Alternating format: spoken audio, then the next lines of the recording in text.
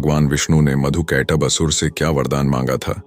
भारत की सनातन संस्कृति में देवी देवताओं से जुड़े जितनी भी कहानियां हैं, उन कहानियां का महत्व हमें कहीं ना कहीं अवश्य देखने को मिलता है। उसी प्रकार यदि हिंदू सनातन संस्कृति में कोई नियम धर्म का पालन किया जाता है तो उसके पीछे भी एक कारण होता है, जैसे संध्या वंदन, आरती, प्रणाम करना, आशीर्वाद लेना इत्यादि। हमारी संस्कृति की सभी कहानियों में एक सीख देखने को मिलती है। आज हम आपके सामने ऐसे ही एक सीख भरी कहानी बताने जा रहे हैं, जो दो असुर मधु और कैटभ से जुड़ी है। जैसा कि आप सभी को झांत हो कि वो नारायण ही हैं, जो बार बार इस सृष्टि को रचने हैं और एक निश्चित समय आने पर प्रलय लाकर उसी सृष्टि का अंत भी कर देते हैं। सृष्टि अंत के बाद विष्णु दीर्घ काल तक मां योगमाया के प्रभाव में आकर योग निद्रा में रहते हैं, ताकि ना तो समय से पूर्व भगवान जागे और ना ही समय से पहले सृष्टि का निर्माण हो, क्योंकि सृष्टि की सारी चीजें देव संहिता के अनुसार त्रिदेवों के नियम से ही चलती हैं। एक बार जो नियम बन गया, फिर उस नियम को कभी कोई भंग नहीं करता, और जो कार्य जिस देवी देवता को दिया गया वो कार्य वो करते रहते हैं। एक देवी अथवा देवी के कार्य में कोई भी दूसरा देव अथवा देवी हस्तक्षेप नहीं करता। हमारी कहानी भी उसी प्रलय काल के दौरान की है। महादेव जी ने प्रलय लाकर संसार को नष्ट कर दिया। उस समय चारों ओर जल ही जल दिखाई पड़ रहे थे। प्रलय काल के बाद हमेशा की तरह विष्णु के भीतर देवी योग निद्रा समा गई और विष्णु भगवती योग निद्रा के प्रभाव में आकर सो गए। और फिर देखते ही देखते कई युग बीत गए। लेकिन फिर एक दिन अचानक ही उसी दौरान विष्णु के कानों के मैल से मधु और कैटभ नामक दो दानवों का जन्म हो गया।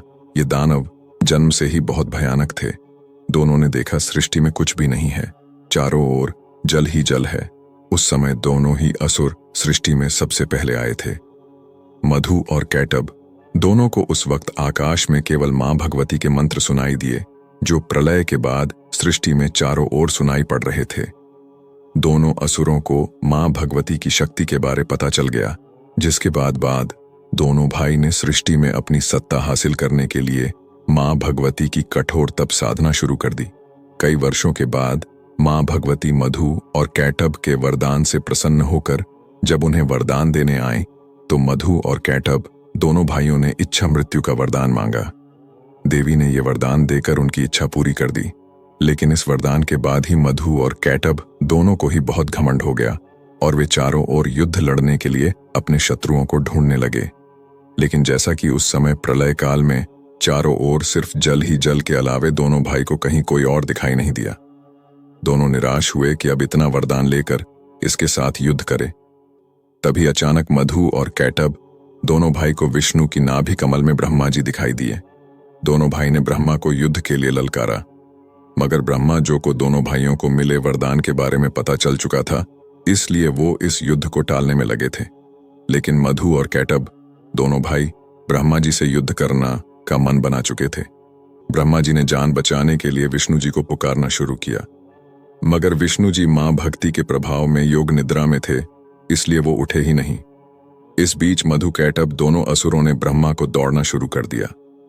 बड़ी मुश्किल से ब्रह्मा जी ने मां भगवती को सहायता के लिए पुकारा और कहा, यदि ये दोनों असुर मुझे मार देंगे तो फिर सृष्टि का निर्माण कौन करेगा। ब्रह्मा जी की विनती पर मां भगवती विष्णु जी के शरीर से निकल गई, जिसके बाद विष्णु जी जाग गए। अब मधु और कैटभ ने विष्णु जी को युद्ध के लिए ललकारा। विष्णु जी मधु और कैटभ के साथ युद्ध करने लगे।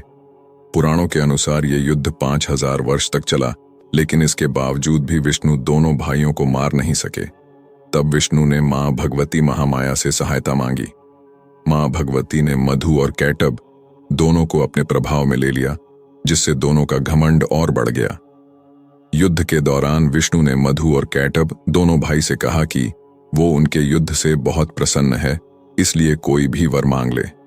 मां भगवती के प्रभाव में अपने घमंड में चूर मधु और कैटभ ने विष्णु से ही कहा कि हम कोई भिखारी नहीं जो वर मांग ले, मांगना है तो तुम हमसे वर मांगो, हम तुम्हें वर देंगे।